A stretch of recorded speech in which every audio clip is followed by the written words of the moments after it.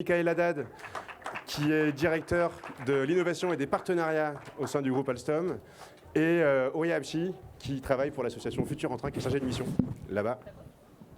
Et tous ces beaux sujets qu'a ouvert Alain Krakowicz, je vous propose qu'on enchaîne. On a vu effectivement le train à la cote en ce moment.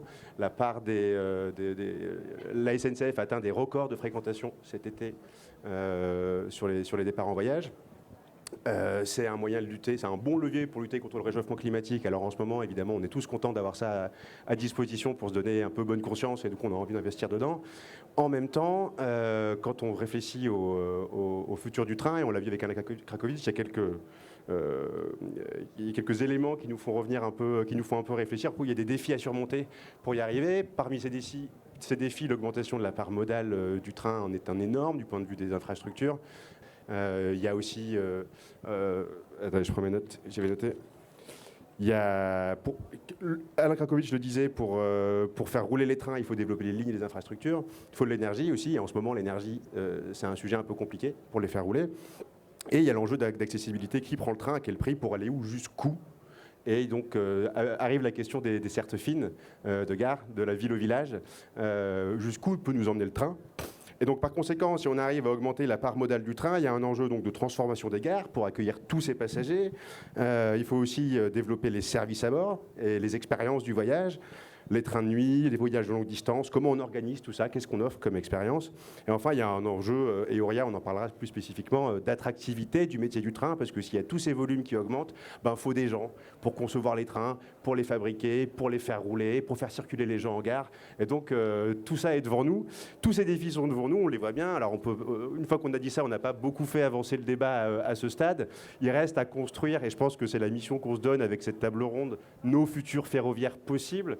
Pour supporter ces ambitions, il faut créer de nouveaux récits autour du train, il faut donner envie, il faut réinventer. Et je vous propose qu'on essaie là tranquillement pendant une demi-heure déjà, pour commencer par rapport aux défis que j'ai un peu listés, qui ne sont sûrement pas exhaustifs, face au futur du train. Est-ce que vous souhaitez compléter ce que j'ai dit? Est-ce qu'il y a des choses que j'aurais raté? Michael, je me tourne vers vous naturellement. Ouais. Alors peut-être aussi repréciser, alors c'est qu'on va parler de voyage, mais quand Alain parlait de 10% de part modale du ferroviaire, il y a 85% côté voiture, et il faut bien comprendre qui sont ces personnes qui utilisent leur voiture. Et le vrai gisement de report modal, en tout cas sur des déplacements nationaux, c'est ce qu'on appelle les commuters, donc les gens qui vont travailler, qui habitent en banlieue, qui vont en centre-ville. Donc c'est les usagers, à l'inverse, côté ferroviaire du RER. Donc des gens qui font entre 20 et 70 km. Et donc c'est vraiment là qu'il y a un vrai sujet. Et après, on peut aussi aller vers l'innovation dans les nouveaux modèles aujourd'hui de commuting. Des nouveaux entrants comme Kevin Speed proposent finalement de prendre le problème autrement, plutôt que de réfléchir en kilomètres, de réfléchir en temps. Et Rouen pourrait être la banlieue de Paris, par exemple. Donc oui, d'un RER à très grande vitesse.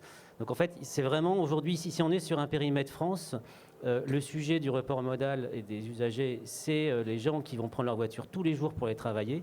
Et on peut imaginer plein de choses. Et puis après, il y a la grande distance. Et là aussi, on peut imaginer tout un tas de sujets. Mais voilà, il faut regarder les distances, les temps.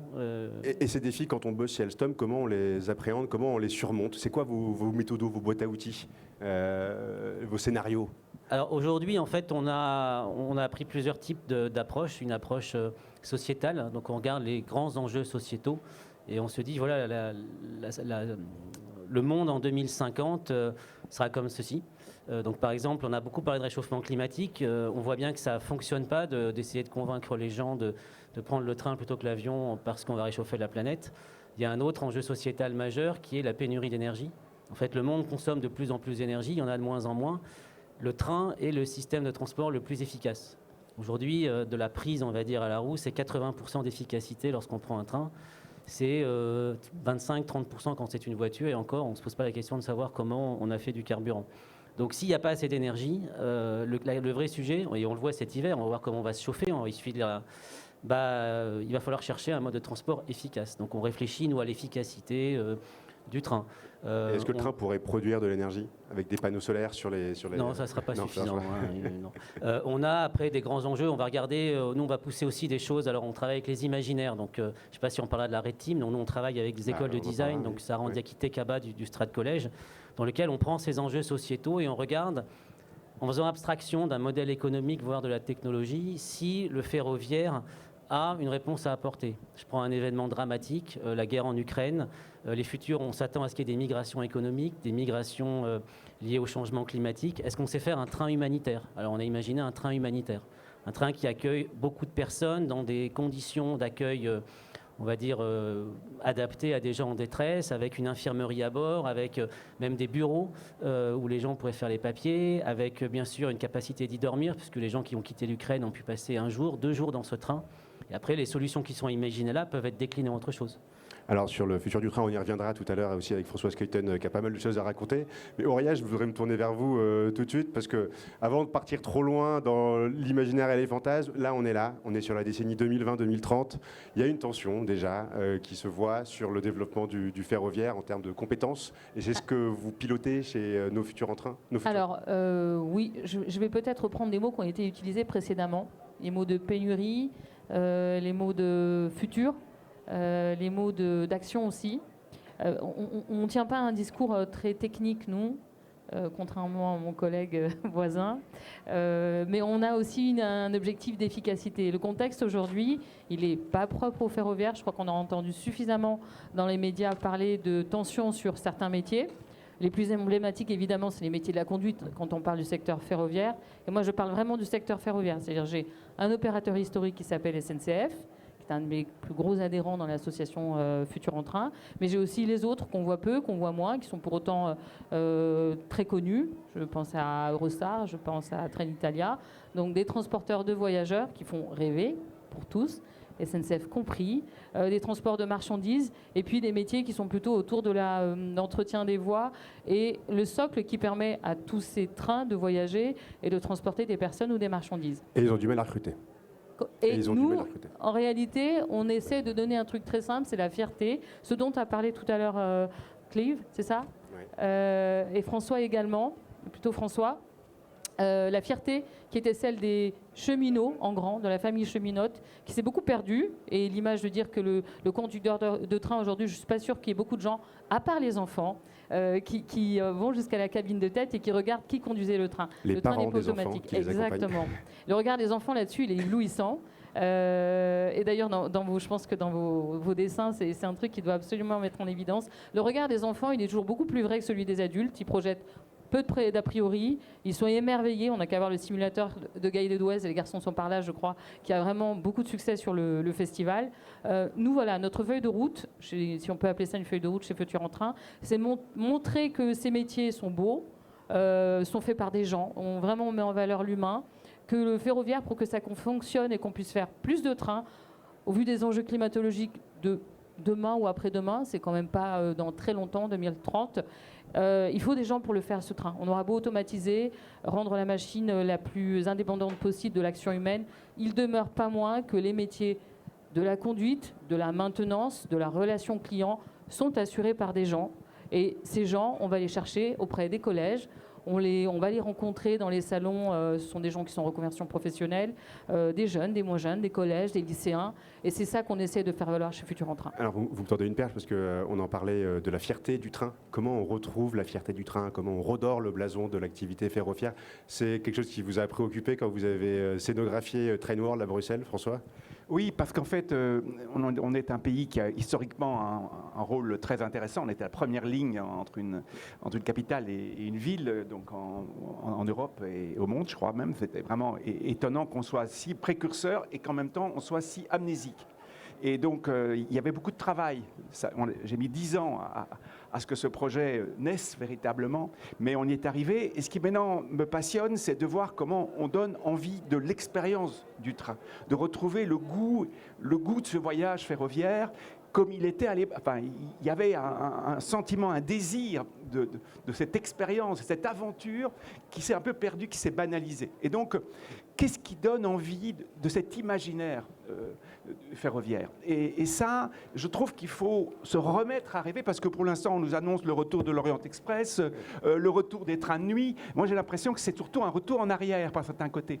Et j'ai envie de rêver j'ai envie qu'on me fasse rêver, et j'ai envie de projets qui ne sont pas de l'ordre toujours lié à l'argent, ce n'est pas toujours des moyens.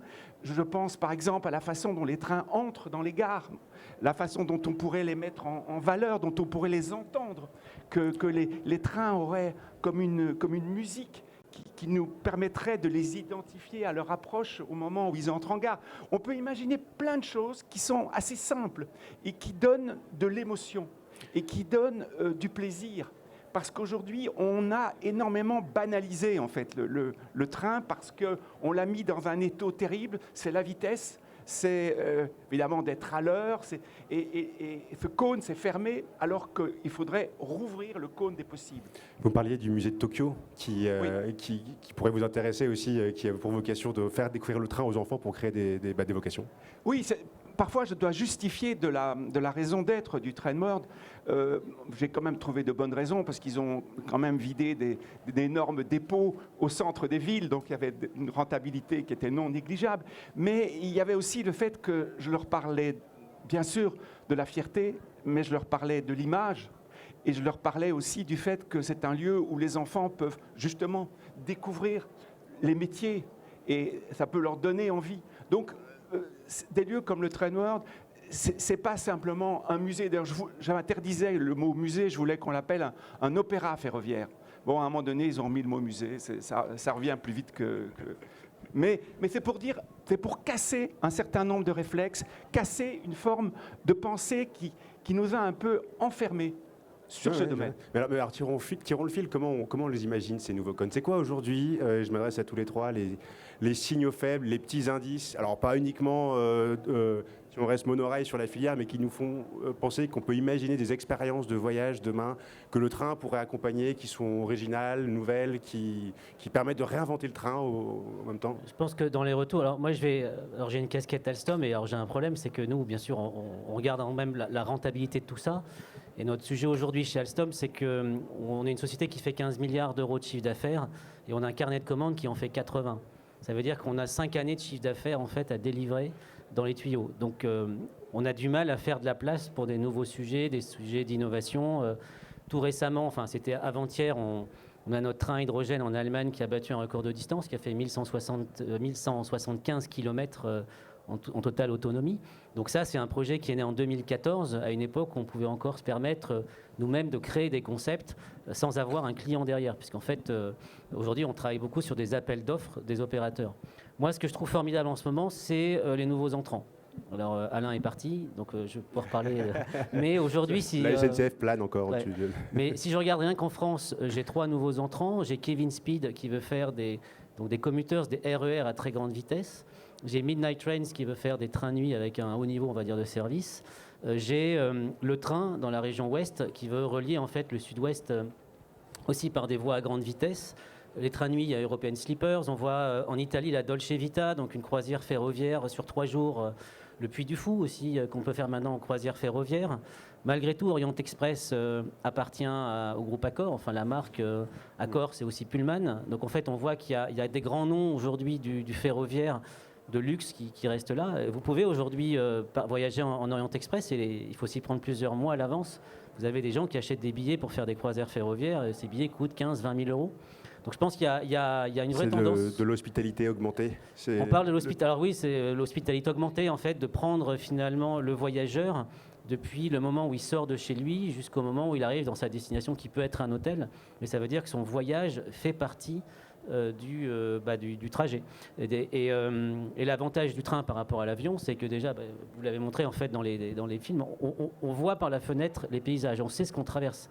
Un avion, je rentre dans un aéroport, je suis dans les nuages et j'atterris sur un autre aéroport. Ce qui se passe entre les deux aéroports, je ne l'ai pas vu, je ne sais pas ce que c'est. Donc je pense qu'il y a ça à travailler, je pense qu'il y a une vraie demande, une vraie tendance sur le slow travel. Prendre le temps du voyage, Samuela pourrait nous parler, je pense, des heures de son aventure. Mais il y a l'expérience du voyage qu'on va borner, qu'on va accompagner, qu'on va définir, qu'on va agrémenter un peu différemment. Et puis il y a le voyage à bord. Et moi, la question que je me pose, c'est comment la technologie pourrait nous rendre le voyage plus agréable ou plus fonctionnel. Tout à l'heure, quand vous passiez les dessins que vous aviez réalisés, il y avait le trajet qui était dessiné sur la vitre, et on imaginait avoir une vitre comme ça un peu augmentée, en réalité augmentée, qui nous donnerait des informations sur le paysage. C'est déjà là, ça, c'est assez banal. Mais par contre, qui est peut-être devrait vraiment s'inscrire dans des projets, c'est de manger des choses locales, qu'on découvre dans son assiette, ce qu'on voit pas très loin ou qu'on pourrait voir en zoom. Donc un lien avec les régions traversées, mais on pourrait imaginer beaucoup de choses. Ce que je trouve, c'est que, de nouveau, il faut relever la tête.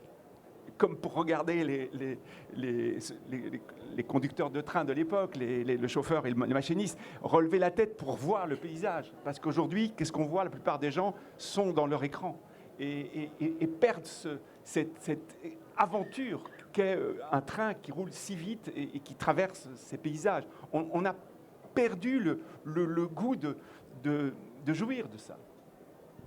Comment on relève la tête quand on voyage à bord du train, Michael? Nous, on a imaginé. En fait, si vraiment on voulait complètement casser les codes, ceux qui connaissent la série Transpersonnage. Ah, ben oui, Snowpiercer, évidemment. En fait, on a tout ce qu'on peut trouver à l'extérieur de train, on peut le mettre dans un train. Enfin, ils font pousser leurs légumes, il y a un aquarium, il y a un cabaret, il y a tout ce qu'on veut. Une piscine. Oui. Moi, ça m'est arrivé avec un groupe de travail, on va dire, de transformer le wagon-restaurant du TGV en boîte de nuit de façon impromptue. Ça s'est fait parce que les gens voulaient faire la fête. Ça se fait pas mal sur les lignes Paris-Sud-Ouest le vendredi. Alors nous, sauf que c'était pas prévu, mais en fait, la SNCF a joué le jeu. Mais je pense qu'on pourrait tout à fait... nous, on a imaginé avec des designers une boîte de nuit dans un train de nuit. Il n'y a pas d'espace de convivialité, par exemple, dans un train. C'est-à-dire qu'en fait, on va empiler des voyageurs. La vraie question, c'est celle du business model, en fait, du modèle d'affaires. Comment je fais en sorte que c'est rentable? Donc ça, il faudrait voir avec les opérateurs. Mais une fois qu'on a trouvé un modèle économique rentable, on peut imaginer plein de choses. Et le fait que les gens, je pense, soient la tête derrière un livre ou derrière un écran, c'est qu'en fait, on leur donne seulement l'opportunité d'être assis à leur siège. S'ils pouvaient, on parlait des... je ne sais pas si Alain Krakovic en a parlé, mais du train pour travailler. Donc qu'il soit un bureau, si je suis 3, 4, 5 heures dans un train, pourquoi je ne travaille pas? Tout simplement parce que j'ai besoin d'un espace, un peu plus d'espace, des salles de réunion, peut-être autre chose, donc des aménagements que l'opérateur doit amortir, mais que le constructeur sait faire si on lui demande de le faire. Qui a déjà travaillé dans un train dans la salle ici? Qui s'est déjà posé sur un trajet? Oui, donc c'est un vrai besoin. Hein. Mais je ne peux pas parler, donc je ne peux pas faire Aujourd'hui, on fait des audioconférences, des visioconférences. Si je voyage avec des collègues, à part le wagon-restaurant, je ne peux pas me réunir avec eux pour partager un document. Et pourquoi? Parce qu'aujourd'hui, il faut rentabiliser le trajet, donc il faut que j'ai le maximum de sièges. Voilà, même le wagon-restaurant, alors on verra les TGVM, ça risque d'être un peu mieux, mais malgré tout, l'espace de convivialité dans la voiture-restaurant d'un TGV n'est pas prévu pour qu'on flâne, qu'on y passe du temps, et on peut regarder par le paysage, mais on va y passer un quart d'heure, 20 minutes. Auria, vous vouliez réagir? Oui, parce qu'en fait, pour moi, on veut tout demander au train, et on ne peut pas tout lui demander. Tout dépend du motif et de la durée du trajet. Si vous partez sur un trajet Paris-Lyon et qu'effectivement vous y allez pour une réunion d'affaires ou une réunion de travail, vous n'avez pas la même attente que si vous faites un train de nuit qui fait Paris-Cannes, clairement. Et aujourd'hui, pour avoir testé ou un RER qui fait la Défense, ou un RER qui fait du pendulaire Maison-Boulot. Du coup, c'est compliqué d'avoir une projection dans le futur en mélangeant, j'ai presque envie de dire, et pour caricaturer, des choux et des carottes. Clairement, j'ai pas la même attente et nos clients, ils n'ont pas du tout la même attente quand ils vont faire un trajet, une part qui a été très coûteux, admettons une longue distance ou un voyage international, d'un trajet pendulaire où le ticket est grosso modo clairement subventionné par les pouvoirs publics. Donc l'attente, au bout, elle n'est pas la même. Pour les uns, c'est d'arriver d'un point A à un point B à l'heure. Pour les autres, l'heure compte, mais pas tant que ça, puisque sur un trajet de 6 ou 7 heures, si vous avez 20 minutes, c'est pas si péjorant que ça. Et donc on a du mal à mettre au même niveau le futur du train du quotidien et le futur du train du loisir. Mais vous reconnaissez que c'est important d'imaginer des expériences de train quand même un peu avant-gardistes, comme celles qui sont proposées dans les projections un peu futuristes, pour créer de l'attente, de l'envie, de la désirabilité autour du train. Tout à fait. Ce que je veux dire, c'est que l'attente, elle peut être tout à fait basique sur un train qui nous fait un trajet, de celui qui nous met en lien avec un voyage. Vraiment, j'insiste sur ces deux notions. Et du coup, le service et l'être humain qui prodigue ce service-là, pardonnez-moi de ramener toujours la chose à l'humain, et je vous laisse le pan technique et le pan machine. Moi, ce qui m'intéresse, c'est d'avoir, pour faire fonctionner ce rêve-là, pour le rendre réaliste et réalisable, on aura toujours besoin d'un humain d'une personne au service voyageur. Vous parlez des trains de nuit. Si vous avez fait l'expérience des trains de nuit, je l'ai faite, beaucoup de points positifs. Moi aussi. Alors ça peut être super plaisant, mais pas toujours. Ouais, vaut mieux prendre la première classe, et encore. Et encore. Donc voilà, on ne parle pas d'un truc qui est complètement hors sol. Je veux dire, ces trajets-là, pour avoir le service optimal et la rêverie qu'on pourrait en attendre, il faut aussi que quand vous avez un petit souci, il y a un contrôleur quelque part que vous puissiez interpeller, que cette personne elle soit en service client, qu'elle soit capable de nous prodiguer toutes les infos. Et ça, je l'ai vu, donc ce n'est pas un rêve de demain, c'est déjà un rêve d'aujourd'hui. Il faut quand même que ça intéresse des personnes pour pouvoir faire ces missions-là.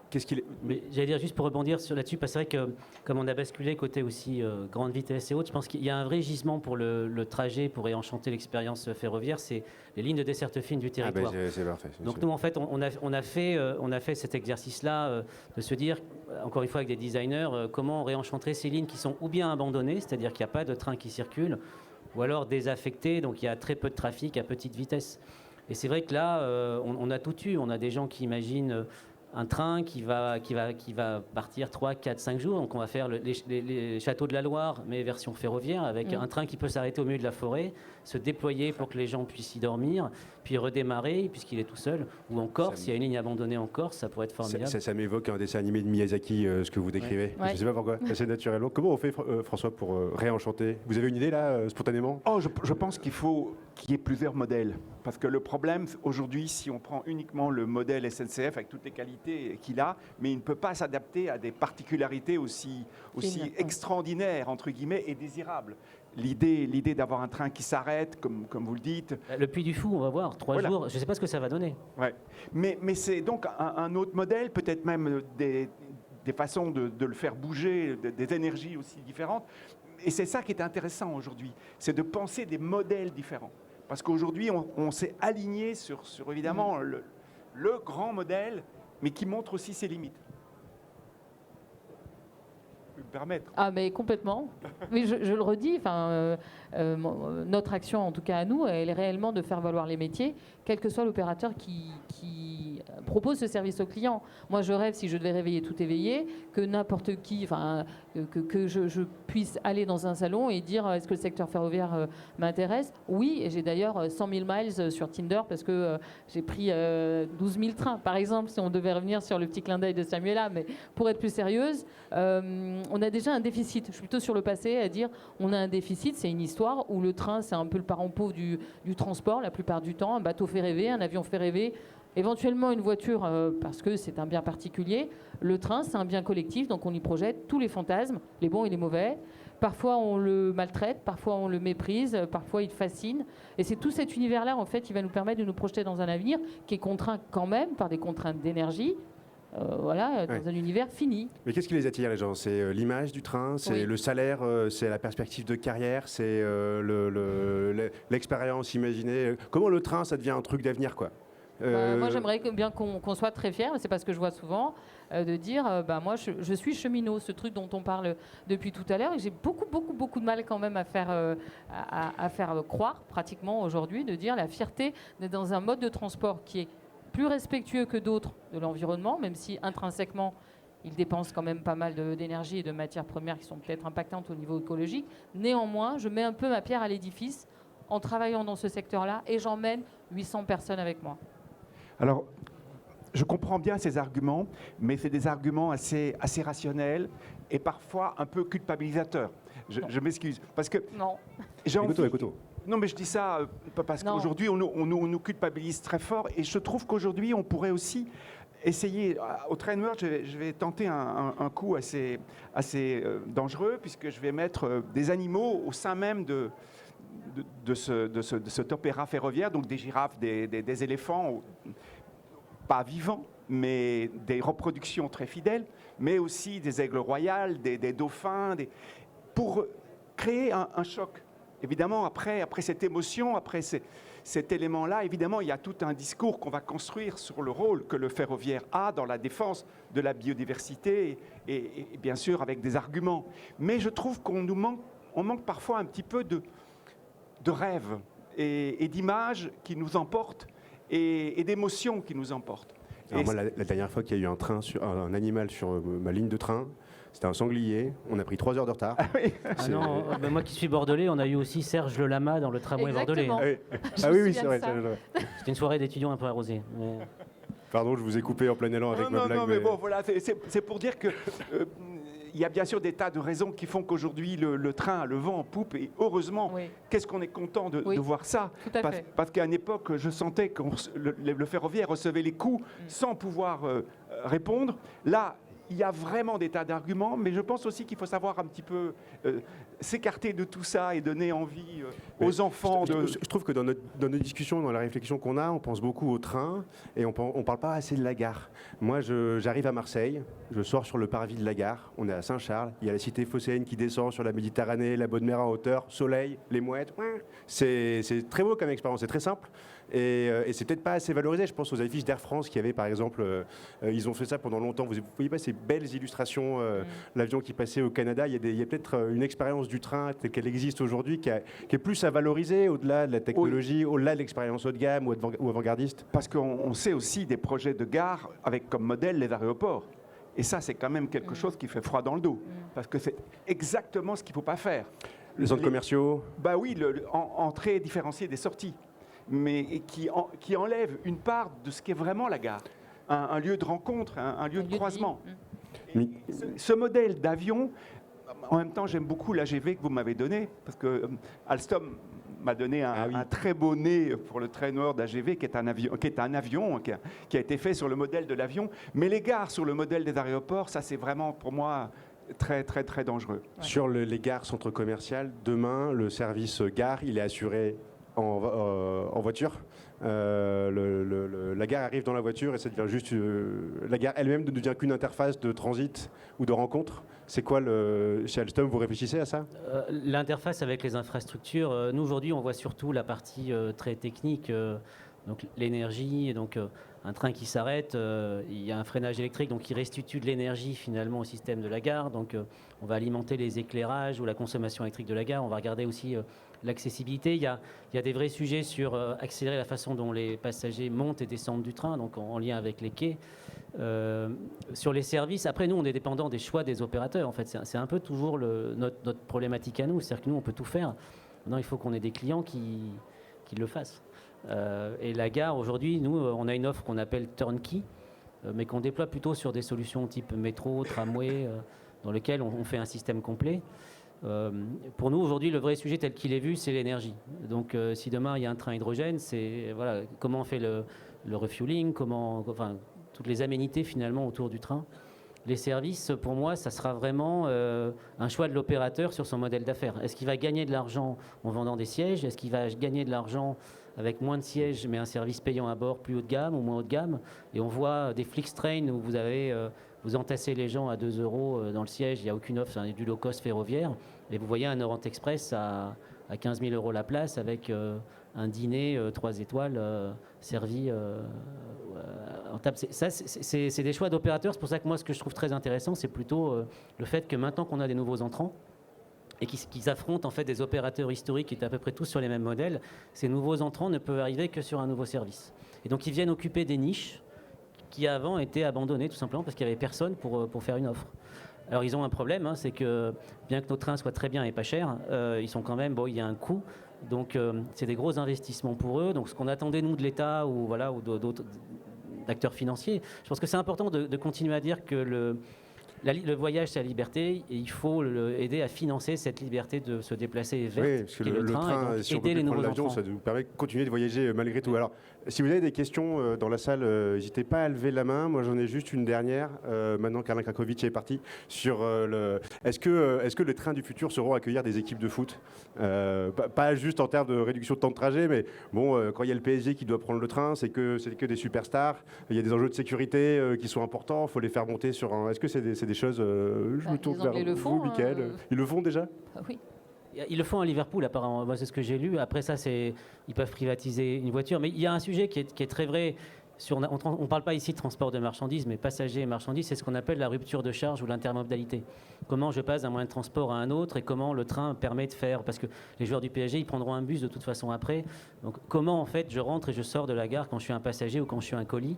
Donc ça, c'est des gros sujets qu'on essaie aussi de traiter et qui font que ça va se démocratiser. Nous, on dit que le train, c'est le backbone ou le squelette finalement du transport. Et après, il y a une desserte fine à faire par de la mobilité plus douce ou par des voitures. Merci, c'est la fin, pile poil. Stéphanie, je vais respecter les réseaux. Merci à tous pour votre attention. Merci à tous les trois d'avoir voulu participer. Pas de questions.